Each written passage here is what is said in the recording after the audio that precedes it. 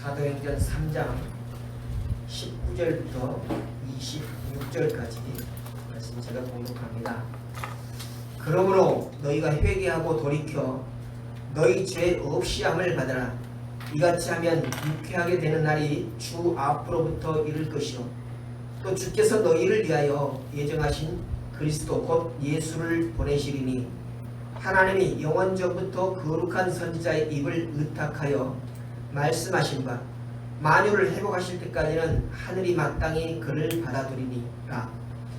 모세가 말하되 주 하나님이 너희를 위하여 너희 형제 가운데서 나 같은 선지자 하나를 세울 것이니 너희가 무엇이든지 그 모든 말씀을 들은 것 것이라.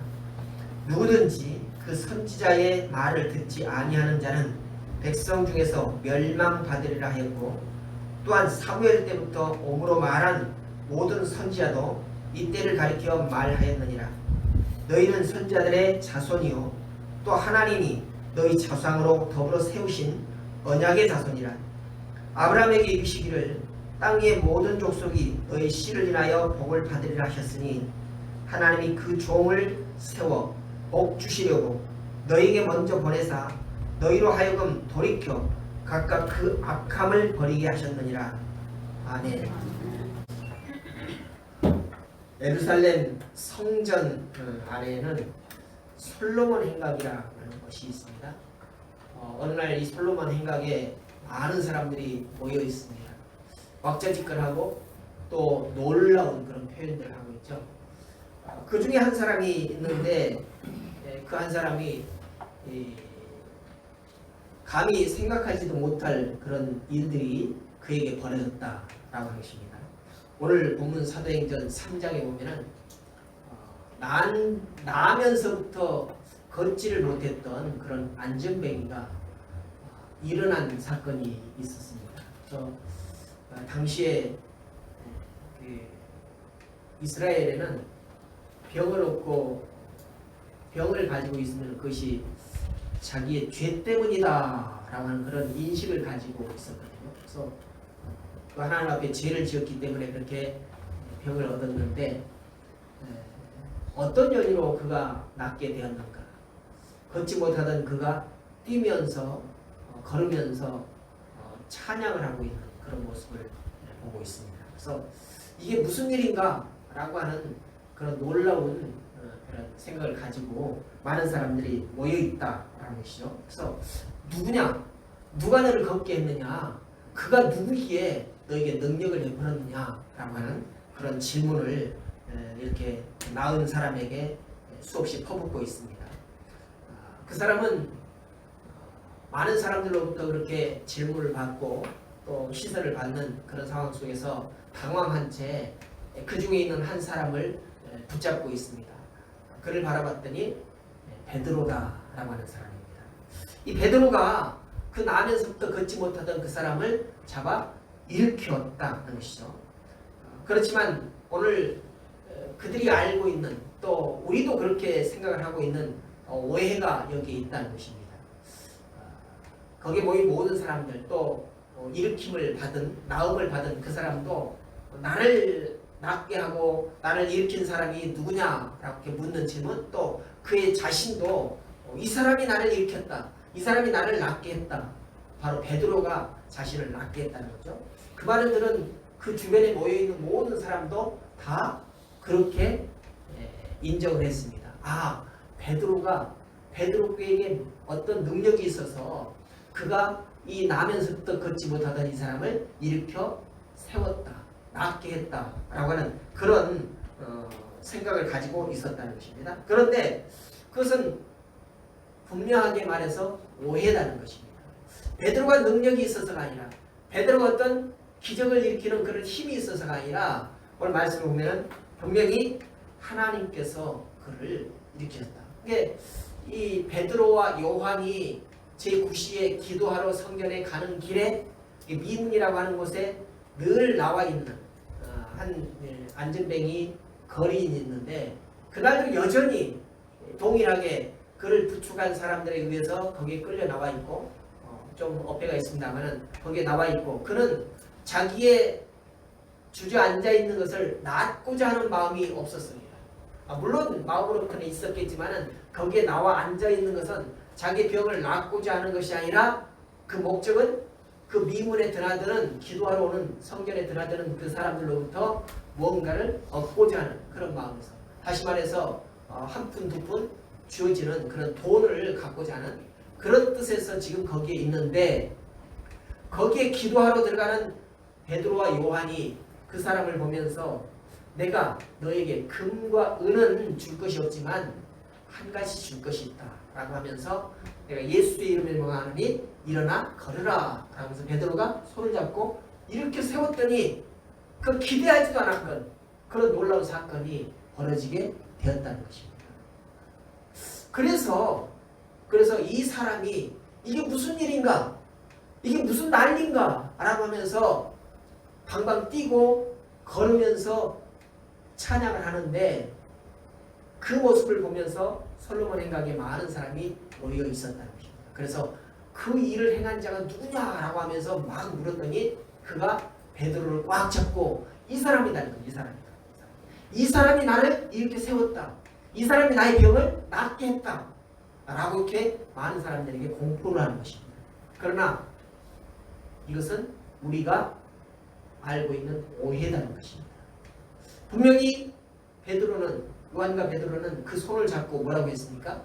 예수의 이름으로 명하노니, 예수 이름으로 명하노니 일어나라 라고 했거든요.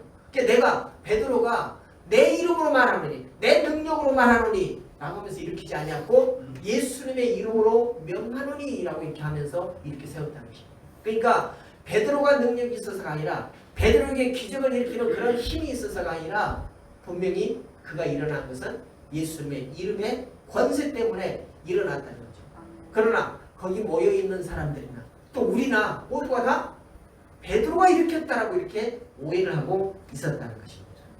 오늘 그 진실은 바로 십자가에 죽으시고 부활하신 예수님을 믿는 그 믿음이, 그 이름의 권세가 나면서부터 걷지 못하던 그를 일으켜 세웠다는 것입니다. 두 가지 사실이 있어요. 베드로가 일으켰느냐 아니면 예수님의 이름의 권세가 일으켰느냐. 모든 자들은 또 우리까지라도 베드로가 일으켰다라고 이렇게 오해를 하고 있었는데, 그 진실은 바로 예수님을 믿는 믿음이나 또는 예수님의 이름의 권세가 그를 일으켰다는 것이 바로 진실이라는 것입니다. 오늘 우리가 주목해야 될 것은 걷지 못하던 자가 일어난 기적이 그간의 다른 이적들과는 근본적으로 다른 것들을 우리가 주목해야 되는 것이죠. 그래서 아까도 말씀드렸습니다만 유대사에서는 이렇게 태어나면서부터 걷지 못한 이 사람을 죄인이다 이렇게 취급을 했습니다. 그러니까 그런 죄 때문에, 그가 지은 죄 때문에 걷지를 못한다라고 이렇게 여겼다는 것입니다. 그러니까 아픈 것도 문제이지만은 더 큰 문제는 뭐냐?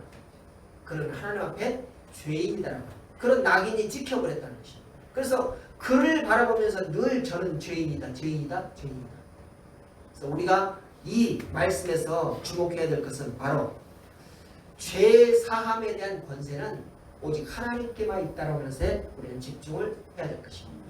베드로에게 죄 사함의 권세가 있는 것이 아닙니다. 베드로는 죄 사함을 줄 수 있는 그런 아무런 권한이 없다는 것이죠.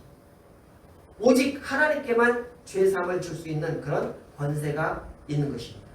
그러므로 오늘 만약에 베드로와 요한이 그를 일으켰다면 그는 인간이 아니라 신적인 존재일 것이다 라고 이렇게 그곳에 모여있는 모든 유대 사람들이 그렇게 믿을 수밖에 없었다는 것입니다. 그는 죄인입니다. 죄 때문에 나면서부터 걷지를 못하는 그런 사람이에요. 그런데 그가 일어났다는 것이죠. 그 죄가 사함을 받았다라고 이렇게 귀결이 되는 것입니다. 그러니까 사람이 죄를 용서할 수 있느냐, 사할 수 있느냐, 아니다는 것이죠.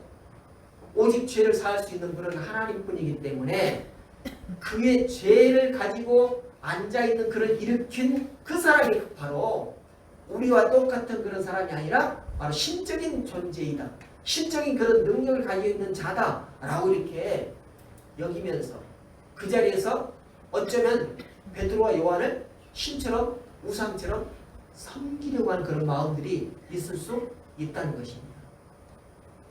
여러분, 이런 생각과 이런 관념은 과거, 지금 이 사도행전이 기록되던 이때만 있는 것이 아니에요.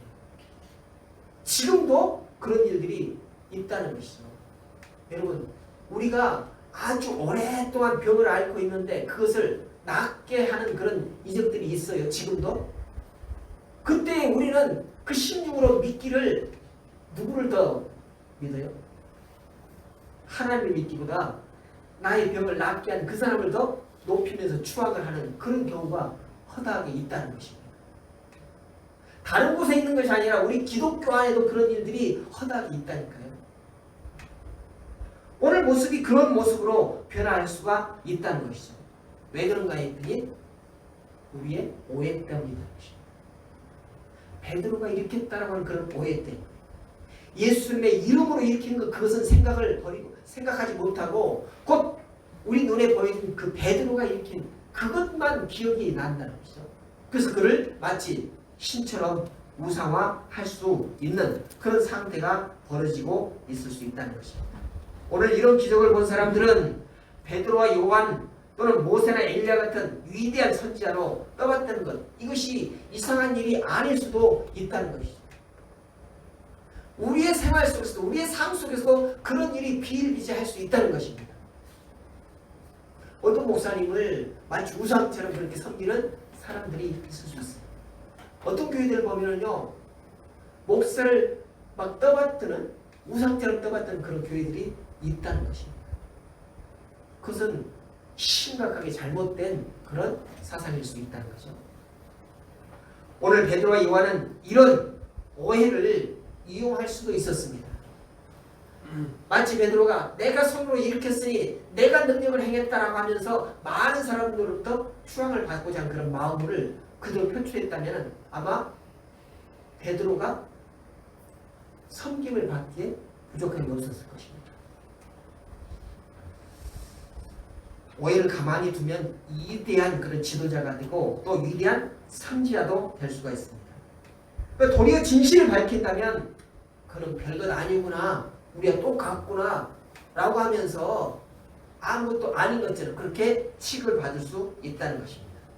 그래서 잘못된 기초에 세워진 탑은 아무리 화려해도 무너질 수밖에 없다는 거죠.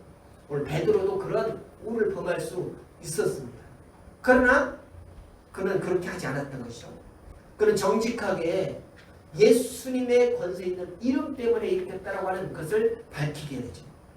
이와 같이 베드로가 진실을 밝힌 이유는 무엇일까요? 왜 자신이 아닌 나사렛 예수 그리스도, 그의 이름의 권세가 이런 기적을 일으켰다라고 말했을까? 바로 이것이 진실이고 진리의 복음이기 때문인 것입니다. 자기가 어떤 가지고 있는 능력으로 일으킨 것이 진실이 아니라는 것을 베드로는 알았기 때문인 것입니다. 그가 이 병자를 일으킨 것은 예수 그리스도의 이름, 예수 그리스도의 권세 있는 그 이름 때문에 일어났다는 것을 알고 있었기 때문에 이것을 바로 밝혔다는 것입니다. 비록 태어날 때부터 걷지 못하던 자와 또 처지와 형편은 다르지만 죄와 사망의 권세에 억눌려 주저앉아 있는 많은 유대인들이 예수를 믿고 자유를 얻기를 원하는 그런 마음이 베드로에게 있었기 때문입니다. 만약에 자기가 추앙을 받고 자기가 부자가 되고 싶은 그런 마음이 있었다면 그 즉시 예수님의 권세에 대해서는 딱 입을 닫아버리고 내가 그를 일으켰다라고 그런 아무 말도 하지 않았다면 그런 추앙을 받을 수밖에 없는 그런 형편 아닙니까? 그러나 그는 절대로 그런 말을 하지 아니하고 예수 그리스도께서 그를 이렇게 세웠다라고 밝힌 것은 바로 이 나면서부터 걷지 못한 이 사람뿐만 아니라 다른 사람들, 유대인 중에 많은 사람들이 자유함을 얻지 못하고 억눌려 사는 그런 사람들이 많다는 것입니다. 병을 얻지 않았다 할지라도 영적으로 자유함을 얻지 못한 그런 사람들이 많았기 때문에 그런 모든 사람들이 다 자유함을 얻는 것을 베드로는 원했다는 것이죠. 그래서 자기가 행한 일들을 바로 예수님 때문이다 라고 이렇게 밝혔다는 것입니다. 오늘 예수님은 누구십니까? 유대인들은 메시아이신 예수님이 그 땅에 자기 땅에 왔음에도 불구하고 그를 메시아라고 믿지 않았다라고 성경은 증거해 있죠. 심지어는 그를 죽이기까지 했다. 죽이기까지 놓아줬다라고 이렇게 성경은 말하고 있습니다. 우리가 성경을 보면은요, 예수님이 처형을 당할 때 빌라도 앞에 재판을 받잖아요. 빌라도는 어찌하든지 예수님을 무죄라고 이렇게 알고 있었습니다. 그래서 놓아주려고 하는 그런 마음이 있었습니다. 그런데 군중들이 그를 놓아주지 말고 십자가에 처형하라 라고 이렇게 밀어붙였죠. 분명히 빌라도는 예수님이 죄 없다라고 하는 것을 알았다는 것입니다. 그래서 빌라도가 군중들에게 물었습니다. 내가 예수를 놓아주는 것이 좋겠느냐 아니면 다른 사람을 놓아주는 것이 좋겠느냐, 둘 중에 택하라 라고 했더니 군중들이 바라바를 살리고 예수를 죽이라 라고 이렇게 말했다는 것입니다. 그들은 살인자를 놓아주고 죄 없는 예수님을 못 박은 장본인들이었습니다. 그러니 어떻게 그분을 믿고 구원함을 받을 수 있겠는가? 아마 유대인들도 예수님의 죄 없는 것을 분명히 알았을 것입니다. 그렇기 때문에 십자가의 처형을 받기 전에는 그를 막 따라다니면서 그랬잖아요. 그래서 어느 날 갑자기 돌변해가지고 그를 죽이라 라고 했던 것은 어느 일부분의 바리새인파들, 이들이 예수를 모함한 것을 듣고 귀가 얇은 백성들은 그에 따라서 행동을 하고 말았다는 것입니다.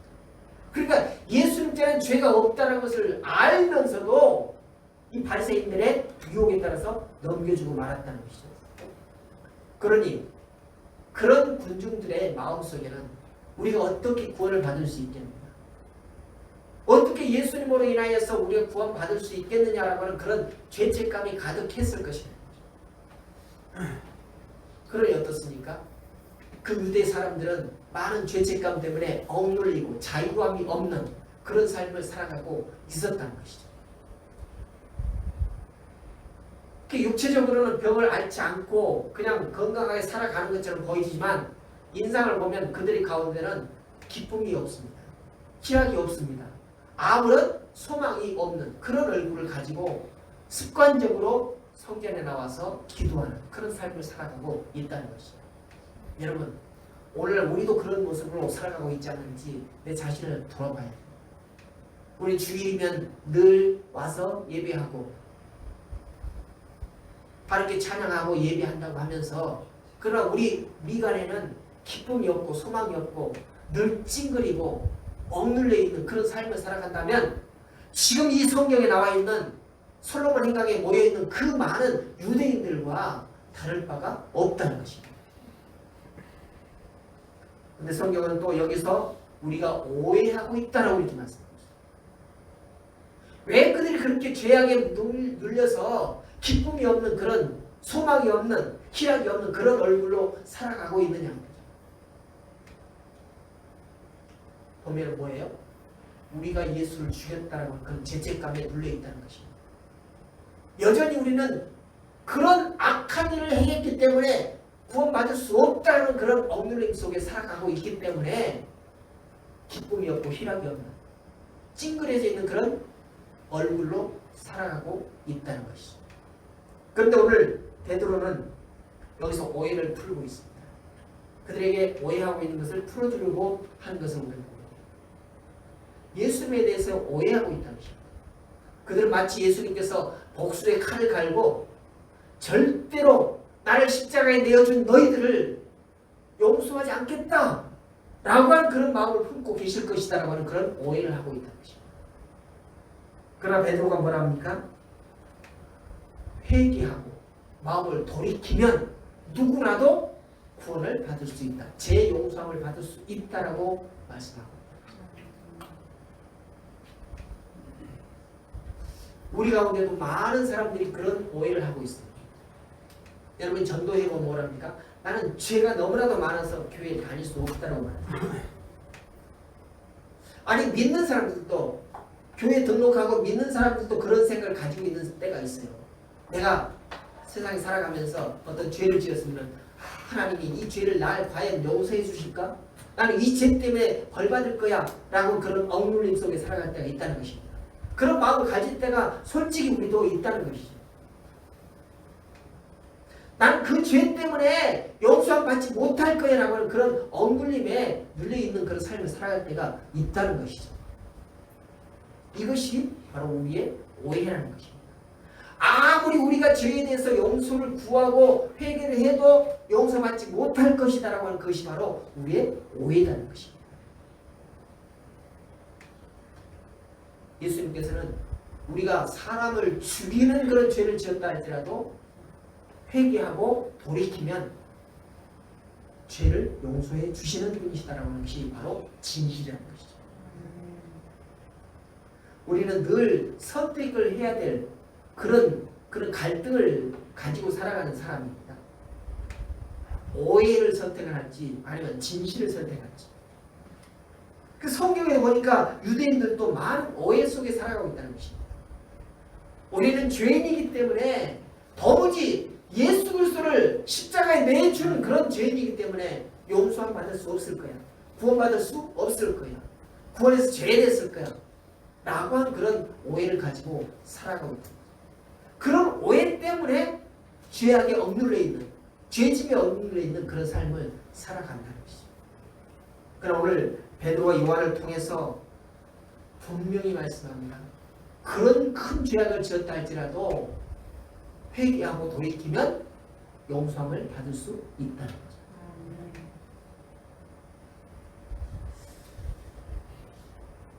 오늘 본문에 보니까 베드로는 이 진실에 대해서 두 가지로 증명을 합니다. 첫째는 우리가 이 일의 증인이라고 이렇게 15절에 말씀합니다. 여기서 증인이라고 하는 것은 자신이 부활의 목격자이고 경험자라고 하는 뜻입니다. 그가 무엇을 경험했습니까? 베드로를 다시 한번 생각을 해보십시오. 그런 예수님의 제자입니다. 그래서 예수님께서 내가 잡히게 될 것이다. 그리고 죽게 될 것이다라고 하는 여러 가지 말씀들을 하실 때 베드로는 그럴 수 없습니다.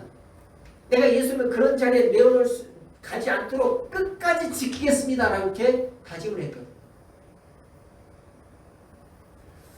그런데 결국 성경에 보면 그는 예수님을 모른다라고 3번씩이나 부인을 했고요. 배반을 했습니다. 그래서 자기 자신에 대해서도 내가 예수님을 십자가에 내어준 죄인이다 라고 이렇게 자기 스스로도 죄악에 억눌려 있는 그런 삶을 살았죠. 그런데 그가 회개하고 용서함을 받았습니다. 그리고 예수님을 증언하는 그런 증인이 되었다라고 이렇게 베드로는 고백을 하고 있습니다. 그래서 자신처럼 예수를 십자가에 못 박아 죽인 그런 자가, 그런 죄악된 자가 부활의 증인이 되었기 때문에 당신들도 동일하게 당신들은 죄악에 억눌릴 필요가 없이 그 죄를 회개하고 용서함을 받으면 나와 같이 부활의 주님을 증거할 수 있는 증인의 삶을 살 수 있다. 이것이 바로 베드로의 증언인 것입니다. 또 두 번째는 베드로는 예수님이 자신을 거부하고 배신하며 죽인 자들을 구원하기 위해서 이 땅에 오셨다는 것을 역사적인 사실을 들어서 밝히고 있습니다. 22절부터 26절에 보면 베드로는 세 명의 인물을 소개를 합니다. 그들을 보니까 모세와 사무엘, 아브라함입니다. 이들이 누구입니까? 모세는 율법의 시작입니다. 하나님부터 율법을 받았습니다. 그 율법을 예수님께서 완성하셨잖아요. 사무엘은 선지자입니다. 그 선지자는 다윗 왕국 때부터서 메시아 왕국의 애언이 계속 시작이 되어지죠. 그 애언되었던 메시아 왕국을 예수님께서 완성을 하셨습니다. 또 아브라함은 믿음의 시작입니다. 그리고 그 믿음을 실증적으로 완성하신 분이 바로 예수님이십니다. 이것을 통해서 베드로는 예수를 믿어야 구원받고 예수를 믿어야 의롭게 살 수 있고 예수를 믿어야 천국에 갈 수 있다라고 이렇게 증언을 하고 있죠. 예수 아니고는 구원도 예수 아니고는 의롭게 되는 것도 예수 아니고는 천국에 가는 것도 절대 할 수 없다라고 이렇게 강력하게 주장하고 있는 것입니다. 하지만 문제는 유대인들 스스로가 그렇지 못하다고 생각을 가지고 있다는 것입니다. 우리는 예수를 십자가에 내어준 그런 죄인이기 때문에 이것은 용서받을 수 없는 죄이기 때문에 우리는 죄에서 노임받을 수 없다. 우리는 구원받을 수 없다. 우리는 천국에 들어갈 수 없다. 라고 하는 이런 자책을 가지고 살아가고 있다는 것입니다. 이것이 바로 오해라는 것이죠. 여러분, 지금도 우리는 그런 오해를 가지고 있는 사람들이 있을 수 있다는 것입니다. 물론 사람을 죽인 그런 죄는 짓지 않았다 할지라도 여러분 보십시오. 오늘 모세를 보십시오. 모세는 사람을 죽이는 죄인이에요. 그래서 그는 버림받았습니다. 버림받았어요. 모세가 처음 애굽에서 나와가지고 왕이 공주로부터 이렇게 양육을 받았잖아요. 그렇게 운 좋게도 왕이 될 수 있는 그런 자리에까지 올라갔습니다. 근데 어느 날 갑자기 산책을 나가다가 애굽 사람이 히브리 사람을 괴롭히는 것을 보면서 그 애굽 사람을 죽이고 숨겨뒀어요. 그 다음날 또 똑같이 산책을 나갔는데 유대인들끼리 히브리 사람들끼리 싸우는 것을 보았습니다. 그래서 말렸어요. 근데 그 사람들이 뭐라고 합니까? 네가 어제 애굽 사람을 죽인 것을 내가 보았다. 오늘은 우리를 죽이려느냐? 라고 하면서 그 애굽 사람 죽인 것을 고발하겠다라고 이렇게 엄포를 넣죠. 모세는 그것이 너무나도 두려웠습니다. 그래서 그 길로 광야로 도망을 했어요. 다시 말해서 자기 민족으로부터 버림을 받고 말았다는 것입니다. 그런 40년 동안 그렇게 광야에서 헤매고 있는데 그런 버림받은 모세를 하나님께서 부르셔서 다시 자기 백성들에게로 보내시고 그 백성들을 구원해내는 그런 도구로 사용하는 것을 보게 됩니다. 여러분, 모세는 오해를 하고 있었어요. 어떤 오해? 내가 사람을 죽인 죄인이기 때문에 나는 이제 더욱이 하나님 앞에 설 수 없다. 하나님 앞에 나를 구원해달라고 요구할 수도 없는 그런 죄인이다. 라고 하면서 광야에 찌그러져가 그런 삶을 살아가고 있었다는 것입니다. 여러분, 우리도 이런 오해를 하면서 스스로를 찌그러진 그런 삶을 살고 있지 않는지 내 자신을 한번 돌아보자는 것입니다. 그러나 우리가 우리의 그 죄를 하나님 앞에 용서를 구하고 회개하게 되면 하나님께서는 다시 나를 사용하신다는 것입니다. 하나님께서는 나를 다시 위대하신 그 사역에 동참하도록 우리를 불러내신다는 것입니다. 이게 바로 하나님의 뜻이고 하나님의 마음이라는 것입니다. 여러분, 오해하지 마시기 바랍니다. 사무엘은 어떻습니까? 사무엘은 선지자 시대부터 다윗 왕국, 영원한 천상의 왕국에 대해서 예언을 시작합니다. 그런데 메시아 왕국을 예언한 선지자를 하나같이 예고한 내용이 무엇입니까? 메시아가 이 땅에 오실 때 사람들을 환영하고 영접하고 그를 추앙할 것이다 라고 이렇게 예언합니까? 아니요. 선지자를 예언하는 것은 무엇입니까? 그가 자기의 땅에 올 때에 그는 멸시를 당할 것이다. 업신여김을 당할 것이다. 배척을 당할 것이다 라고 이렇게 예언을 합니다. 그래, 유대인들은 전부 다 그 메시아에 대해서 기다리고 있는데 그가 어떤 대접을 받을 것인가에 대해서 이미 선지자들로부터 예언을 받았기 때문에 알고 있었다는 것입니다. 그러니까 예수님이 직접 이 땅에 오셨을 때 그렇게 배척당하는 것을 유대인들이 배척을 하면서도 이가 메시아다 모르는 것처럼 하지만은 알고 있었다는 거죠. 그럼 나중에 예수님께서 십자가에 달리시고 부활하시고 승천하신 다음에 그들은 깨닫습니다. 그가 진정 메시아였다. 그가 진짜 하나님의 아들로 오신 예수님이었다. 예수 그리스도였다. 알고 있었다는 거죠. 그때부터 어때요? 우리는 그 메시아를 죽인 십자가에 내어준 그런 죄인이다라고 하는 그런 억압 속에 살았다는 것입니다. 그리고 우리는 도무지 용서할 수 없다라고 하는 그런 오해를 가지고 살았다는 것입니다. 그 진실은 뭐예요? 진실은 그것이 아니라는 거예요. 여러분, 우리도 지금 그런 오해를 하고 있는지 내 자신 한번 돌아보자는 것입니다. 내가 지금 죄 때문에 그 죄에 얽매여 살아가고 있지 않는지 돌아보자는 것입니다. 그러나 하나님께서 우리에게 주시는 진실은 아니라는 거죠. 우리가 돌이키면, 우리의 용서를 구하면 하나님께서는 넉넉하게, 아주 쬐끔이 아니라 넉넉하게 용서를 해주시고 우리를 구원하시고 우리를 천국에 들어갈 수 있도록 해주신다는 것이죠. 이것이 진실이라는 것입니다. 또 아브라함을 보십시오. 아브라함은 어떻습니까? 그는 믿음의 시작입니다. 아무도 하나님을 알지 못할 때 하나님의 음성을 들었습니다. 너는 내 본토 친척 아비 집을 떠나라. 내가 지시한 곳으로 가라. 이렇게 말씀하죠. 그래서 아브라함은 첫째로 자기 민족, 자기 가족으로부터 버림을 받았어요. 버림받았다고 하니 좀 어폐가 있을 수 있습니다만 실제로 보면 그 아비 집을 떠났다면서 버림받았다고 이렇게 표현할 수 있다는 것입니다. 그는 그 자기 본토 친척을 떠나서 어디로 갑니까? 하란으로 가요. 하란에서 어느 정도 정착을 하고 있는데 또 하나님께서는 그곳을 떠나야 된다고 말씀합니다. 하란에서도 버림을 받았다는 것입니다. 결국 75세에 하란을 떠납니다. 그리고 삶의 기반을 잡았던 그 제2의 고향으로부터도 버림을 당합니다. 세 번째로 그가 하나님의 지시하신 그 땅에 가서 살아가는데 그 땅에 가보니까 어때요? 하나님의 말씀처럼 그곳이 자기 땅인 것처럼 텅 비어있는 땅이 아니에요. 이미 다른 족속들이 다 자리를 잡고 있는 그 땅이라는 것입니다. 그래서 거기서 정착하지 못하고 결국 어디로 가요? 애굽으로 가잖아요. 애굽으로. 거기서도 또 버림을 받는 것처럼 그렇게 떠나가야 하는 그런 신세가 되지 않습니까? 가나안은 자기가 살 수 있는 땅이 아니었습니다. 게다가 하나님께서는 다시 말씀합니다. 이 땅을 내 자손에게 주리라.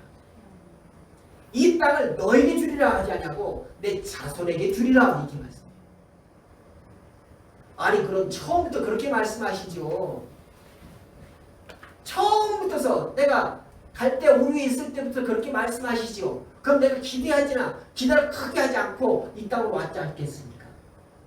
나는 나에게 준다고 해서 그렇게 기대를 품고 왔는데 뭐라고 하십니까? 내 자손에게 주리라? 아마 거기서도 버림받은 그런 기분을 느꼈을 것입니다. 아브라함을 살펴보면 그렇게 거부당하고 버림받는 그런 일생이었다라고 이렇게 보여지죠. 그러나 아브라함 때문에 이스라엘 백성들은 가나안 땅의 복을 누리면서 살아가게 되는 것입니다. 아브라함이 그것을 철석같이 그렇게 오해하고 믿었다라고 한다면 아마도 자기 고향으로 다시 돌아갈 수도 있었어요. 갈대옥으로 다시 갔을 수 있습니다. 이 하나님께서 헛소리 하셨네. 그러면서 나는 나한테 준다고 했을 줄 알고 왔죠. 내 자손에게 준다는 나 아직 멀었지 않습니까? 그러면서 돌아갈 수도 있었을 거예요. 그러나 아브라함은 철저하게 하나님의 말씀을 믿고 그곳에 견디고 이겨냈기 때문에 그 후손들이 결국 가나안 땅에서 복을 누리며 살아갈 수 있었다는 것이죠. 만일 이스라엘 백성들이 모세와 같이 또는 사무엘과 같이 아브라함과 같이 그렇게 지혜롭고 믿음이 좋고 하나님을 사랑했다면 또 사랑한다면 결국 그들을 깨우치고 구원하기 위해서 사무엘을 보낸다거나 또는 아브라함을 보낸다거나 그러지 않았을 것입니다. 하나님의 말씀대로 하나님의 가르침대로 하나님의 뜻대로 그렇게 살아왔다면 절대로 선지자들을 보내지 않았을 것입니다. 그들이 하나님의 말씀을 오해하고 있었기 때문에 결국은 선지자들을 계속 보내서 그들을 깨우치려고 하시는 그런 열심을 우리는 성경을 통해서 보게 되는 것이죠. 말라기서 1장 22절과 3절에 보니까 야곱과 옛 이야기를 통해서 저주와 복, 멸망과 구원의 오해를 풀고 진실을 밝힙니다. 말라기 선지자 시대는 이스라엘은 좌절과 절망으로 그렇게 침울했습니다. 아니 우리와 같이 이 코로나에 눌려가지고 코로나 때문에 우리는 죽을 거야. 코로나 때문에 다시는 예전과 같은 그런 영화를 볼 수 없을 거야 하는 그런 억눌림 속에 살아가고 있었다는 것입니다. 그래서 고난은 견딜 수 있지만 미래가 불투명하고 불안했습니다. 이것은 바로 영적으로 타락하는 그런 원인이 있다는 것이죠. 하나님께서 하나님의 백성들을 날마다 부흥하고 발전하고 막 넉넉하게 살아가게 한다면 좋을 것 같은 그런 생각이 들었어요. 그런데 억눌리고 찌들고 가난하고 다른 민족에 대해서 막 억압을 당하고 그런 삶을 살다 보니까 우리가 믿는 하나님은 힘이 없는 그런 하나님이신가? 다른 민족들이 믿는 그런 우상이 더 좋아 보이고 더 힘 있어 보이고 그래서 그들에게 휩쓸리는 그런 삶을 살아갔다는 거죠. 여러분, 우리가 지금 예수를 믿는 사람들이 모여있는 이 교회 안에도 그런 부류들이 많다는 것입니다.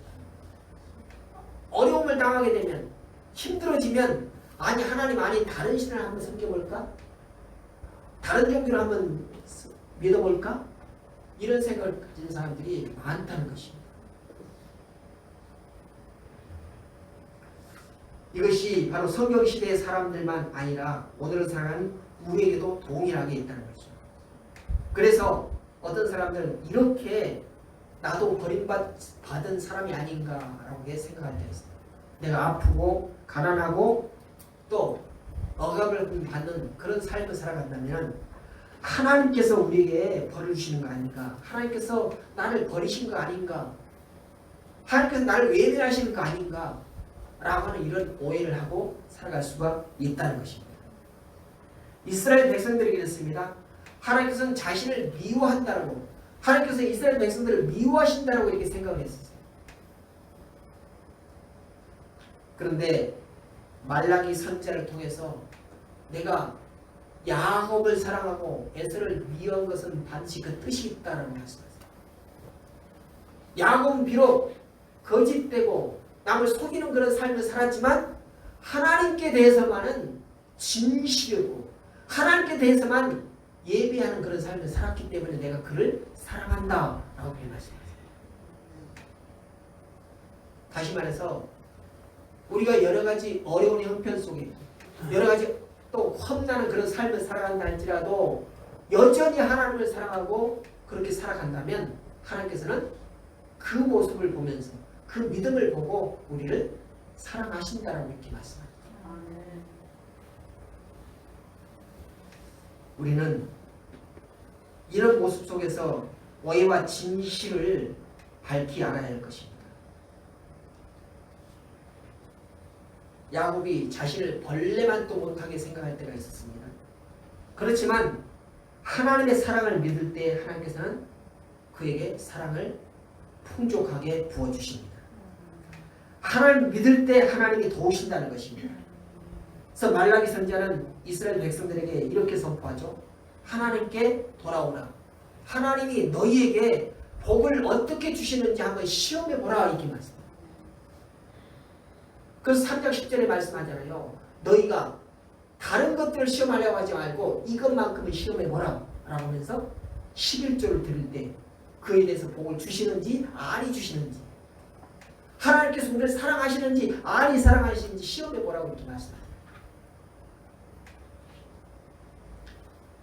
이런 오해 속에서 벗어나기를 원한다라는 그런 뜻인 것입니다. 하나님을 떠난 자는 복을 받지 못합니다. 그냥 하나님을 사랑하고 깨닫고 그분께 돌이키는 자는 하나님의 복을 풍성하게 누리게 될 것입니다. 유대인들은 예수님의 무죄하는 것을 알았습니다. 그분이 메시아인 것도 알았습니다. 알면서도 예수를 거부하고 알면서도 부인하고 알면서도 못 박아 죽이라고 그를 십자가에 내버려뒀습니다. 여기에 문제가 있다는 것이죠. 오늘 본문 3장 17절에 보니까 너희가 알지 못해서 그랬고 관원도 알지 못해서 그랬다라고 하는 그런 말씀을 하는데 여기에는 두 가지 의미가 있습니다. 첫째는 그들은 이미 알았다는 것입니다. 예수님의 무죄를 알고 그분이 메시아이심을 알았다는 것입니다. 또 두 번째는 하지만 다 알지는 못했다는 거죠. 알기는 알았는데 조금 알았다는 거죠. 아주 깊숙하게 하나님의 뜻을 알았다면 하나님의 뜻을 온전히 알았다면 그분이 우리의 구원을 위해서 오셨고 우리를 대신해서 십자가를 지신다라고 하는 것을 다 알았다면 그렇게 그를 멸시하고 그를 욕하고 그를 십자가에 내어놔라고 이렇게 외치지 않았을 것이다. 그러나 그는 알기는 알았지만 조금 겉만 알았다는 거죠. 속 깊이를 알지 못했다라고 이렇게 말씀하고 있다는 것입니다. 그러면 하나님의 뜻을 깊이 아는 것이 우리의 죄악에서 벗어나는 것입니다. 하나님의 뜻을 깊이 아는 것이 바로 오해를 벗어날 수 있는 그런 삶이라는 것입니다. 여러분, 우리도 하나님을 믿고 예수 그리스도를 믿는다고 하면서도 겉만 믿고 겉만 알고 있지 않는지 우리 자신을 한번 깊이 돌아보고 하나님의 뜻의 깊이를 알고자 하는 그런 열심이 우리에게 있어야 될 것이다. 그럴 때 우리는 자유함을 얻고 그럴 때 우리는 구원을 완성할 수 있고 그럴 때 우리는 의롭다고 칭함에 대해서 전혀 거부감 없이 받아들일 수 있다는 것입니다. 하나님께서 우리를 죄가 있음에도 불구하고 죄 없다라고 이렇게 말씀하신다고 했어요. 근데 우리가 그 하나님을 오해하면 여전히 우리는 죄인입니다. 나는 죄 때문에 하나님 앞에 갈 수 없습니다. 죄 때문에 감히 하나님께서 기준으로 세우신 그 죄 없어야 하나님의 나라에 들어갈 수 있다라고 그 관문을 우리가 통과할 수 있겠습니까? 라고 하면서 여전히 죄에 얽매여 사는 그런 삶을 살아가게 된다는 것입니다. 그러나 하나님께서는 우리가 나는 죄인입니다 라고 그 고백만 받으시고 고백만 받고도 죄 없다라고 말씀해 주신다는 것이죠. 이게 바로 하나님의 참 뜻이라는 것입니다. 이게 바로 우리가 믿어야 할 말씀이라는 것이죠. 그래서 진실이 무엇이고 진실은 무엇이고 오해는 무엇인지 우리가 분명하게 구분할 줄 알아야 될 것이고 우리가 오해하고 있다면 진실로 돌아와야 한다는 것입니다. 우리 진실을 알 때에 바로 하나님께서 우리를 향하신 마음을 알고 또한 구원에 이르게 되는 것입니다. 진실을 아시는 여러분이 되시기를 주님의 이름으로 축복합니다. 기도하겠습니다. 감사하신 아버지 하나님, 오늘 솔로몬 행각에 모여있는 많은 유대인들이 진실을 알지 못하고 오해하면서 그들의 삶을 살아가고 있는 것을 우리는 보게 됩니다. 그래서 그들은 예수님을 십자가에 내어준 그런 죄악 때문에 우리는 구원받을 수 없다 라고 하는 그런 죄악에 억눌린 삶을 살아가며 늘 낙심하고 좌절하고 기쁨이 없고 희락이 없는 그런 삶을 살아가는 것을 그들이 만약 진실을 알았다면 하나님께서는 그럼에도 불구하고 회개하고 돌이키면 용서해 주신다는 것을 알았다면 그들은 죄악 가운데서도 하나님을 바라보고 죄악 가운데서도 하나님 앞에 용서를 구하고 회개하는 그런 삶을 살며 희망을 보고 소망 가운데 살아갈 수 있었음을 우리 깨닫습니다. 아버지 하나님, 오늘을 살아가는 우리도 우리 중에도 이런 오해 속에서 살아가면서 낙심하고 좌절하고 절망 가운데 살아가는 그런 삶이 있지 않는지 우리를 다 돌아보게 하시고 오해를 풀고 진실함을 아는 그런 삶을 살아갈 수 있도록 인도해 주시옵소서. 근데 만약 사람을 죽인 그런 죄인이라 할지라도 주님께 우리의 죄를 고백하고 용서를 구하면 하나님께서는 용서하신다라고 합니다. 이것이 진실인 것을 알고 날마다 우리 자신을 돌아보고 진실 가운데 살아갈 수 있는 죄도 될 수 있도록 인도해 주시옵소서. 우리 삶이 날마다 주로 인하여서 소망 가운데 또 희락 가운데 살아갈 수 있는 놀라운 복의 삶을 살아갈 수 있도록 인도하시기를 원하오며 예수님의 이름으로 기도드렸습니다. 아멘.